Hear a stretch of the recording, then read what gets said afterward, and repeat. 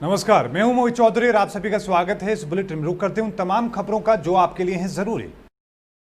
Headlines के प्रायोजक हैं आरोग्य मास्क लगाएं, कोरोना से सुरक्षित रहें। Oscar super speciality hospital and trauma centre, रंश किया showroom in Rohtak and Bahadurgarh. Showroom पर आइए, टेस्ट ड्राइव ले और गाड़ी बुक कराएं। आज हरियाणा के उप मुख्यमंत्री दुष्यंत चौटाला ने प्रेस कॉन्फ्रेंस का आयोजन किया और इस दौरान चौटाला ने मानसून सत्र में सरकार ने जो कदम उठाए हैं उनकी जानकारी रखी।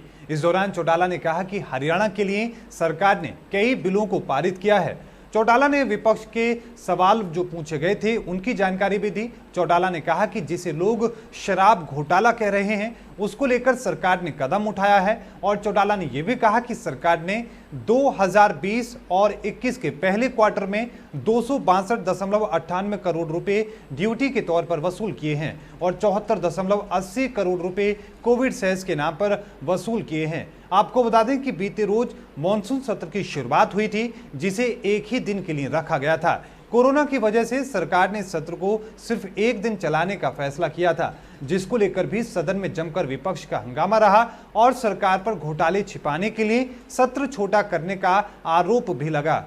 2020-21 एक्साइज पॉलिसी के पहले क्वार्टर के अंदर प्रदेश में एडिशनल 262.98 करोड़ रुपया ड्यूटी के तौर पर हमने कलेक्ट करने का काम किया है, जिसके अंदर 74.80 करोड़ रुपया कोविड सेस जो प्रदेश सरकार ने कोरोना महामारी के लिए कैबिनेट में प्रस्तुत किया था उसको ऐड किया गया है। एक्साइज ड्यूटी जो है वो पिछली बार 533 करोड़ थी, इस बार 632 करोड़ है। परमिट फीस जो ऑनलाइन परमिट वेबसाइट पर कटते हैं वो 62.70 करोड़ से 67.40 करोड़ पहुंची है।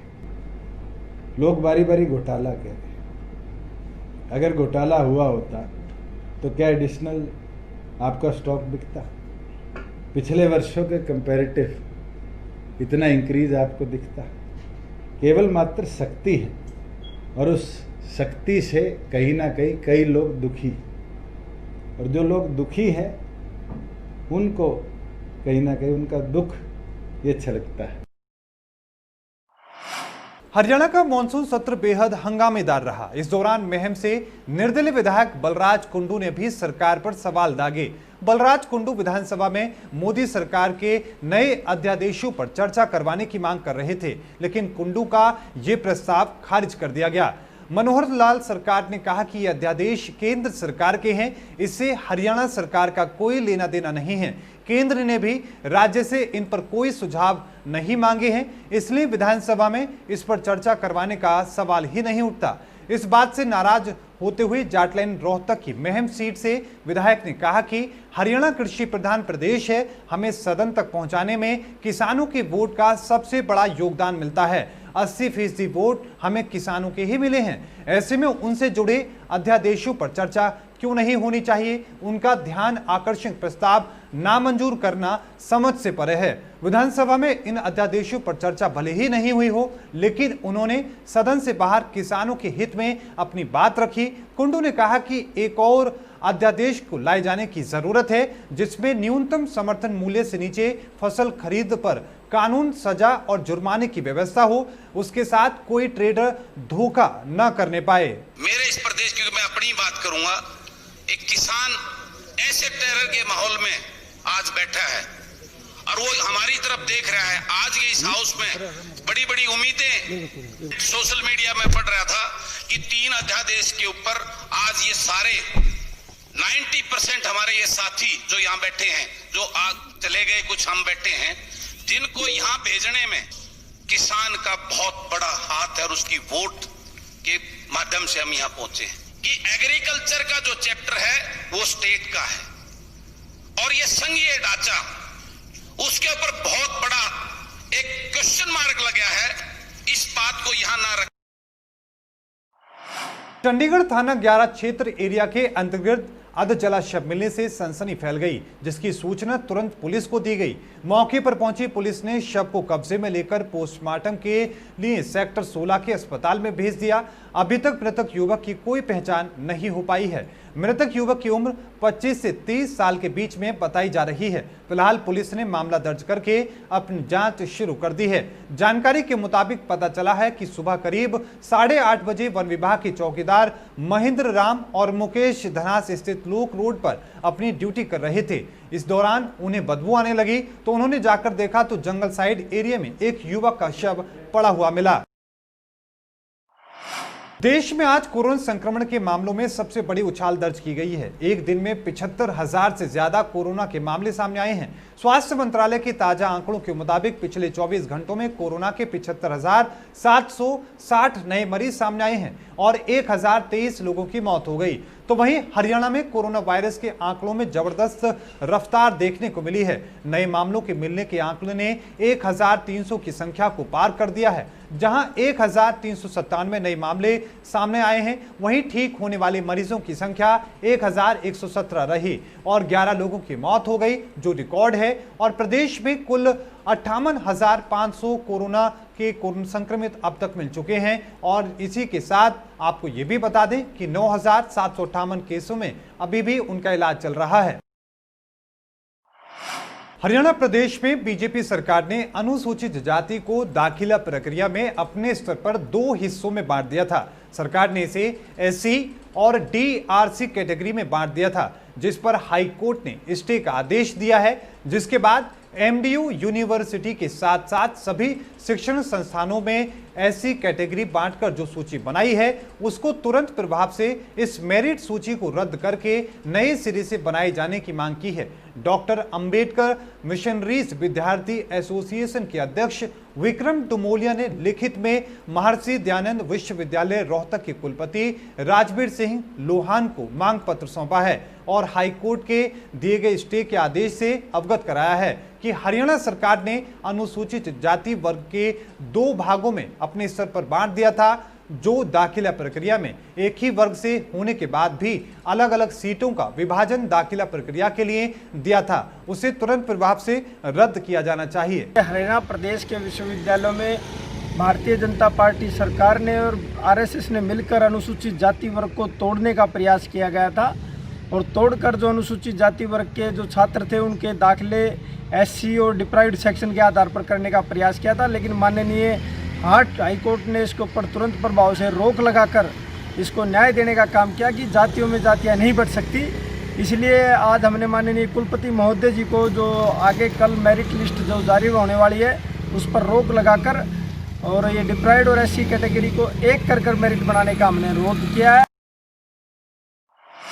पूरे प्रदेश में जन्माष्टमी का त्योहार बड़ी ही धूमधाम के साथ मनाया गया था। जन्माष्टमी से 15 दिनों के बाद राधा अष्टमी का त्योहार मनाया जा रहा है। राधा अष्टमी का त्योहार भाद्रपद मास के शुक्ल पक्ष की अष्टमी तिथि को मनाया जाता है। भगवान श्री कृष्ण का कभी भी राधा के बिना नाम नहीं लिया जाता। भगवान श्री कृष्ण को राधा कृष्ण कहकर भी लोग पुकारते हैं।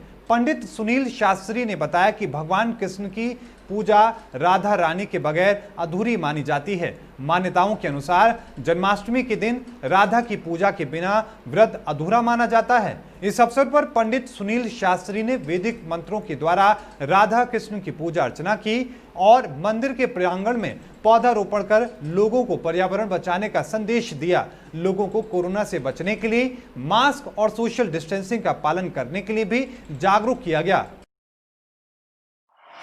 सेना भर्ती कार्यालय के भर्ती निदेशक कर्नल रतनदीप खान ने बताया कि फरवरी माह में रोहतक, झज्जर, सोनीपत और पानीपत जिलों के युवाओं के लिए आयोजित की गई सेना भर्ती रैली की लिखित परीक्षा को स्वास्थ्य कार्डों के पुनः आराधित करते हुए 1 नवंबर किया गया है। लिखित परीक्षा का आयोजन अब 1 नवंबर 2020 को होगा। उन्होंने बताया कि सेना भर्ती कार्यालय ने चिकित्सा परीक्षण में फिट रहने वाले उम्मीदवारों को एडमिट कार्ड जारी किए थे। अब उन्हें नए एडमिट कार्ड लेने होंगे। भर्ती कार्यालय ने यह सूचना संबंधित उम्मीदवारों की ईमेल आईडी पर भी भेजी है।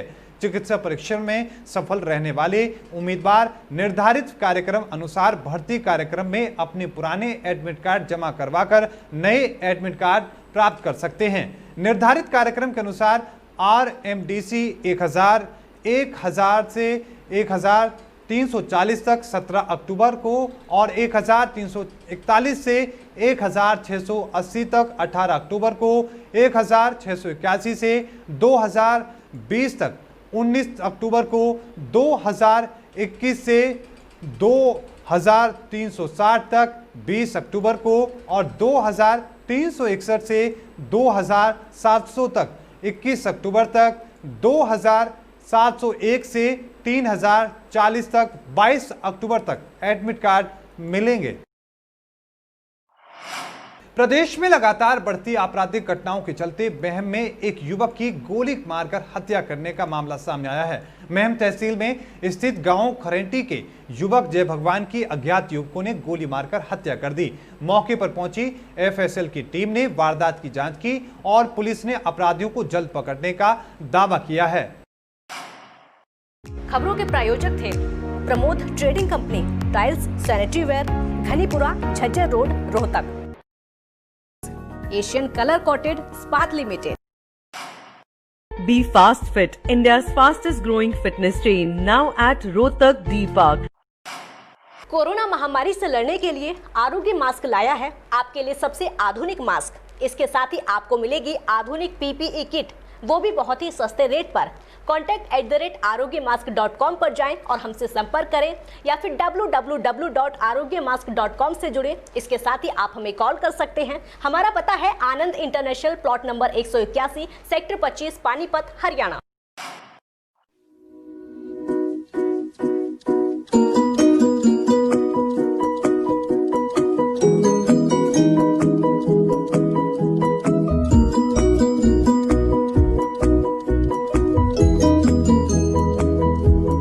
मेडिफिल इंटरनेशनल, 7 शीतल कॉम्प्लेक्स, सुभाष नगर, रोहतक।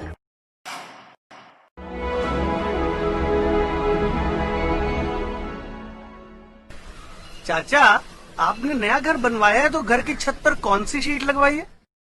बेटा, मैंने अपने घर की छत पर एशियन शीट लगवाई है क्योंकि वो कभी न मिटने वाले ओरिजिनल निशान की चादरें हैं। साथ में ISI का चिन्ह, 5 साल की वारंटी के साथ साथ पैसों का सही मूल्य देने वाली वही इकलौती शीट्स हैं।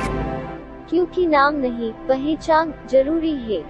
और इस बुलेटिन में अभी के लिए इतना ही। देखते रहिए जस्ट इंडिया। मुझे दीजिए इजाजत। धन्यवाद।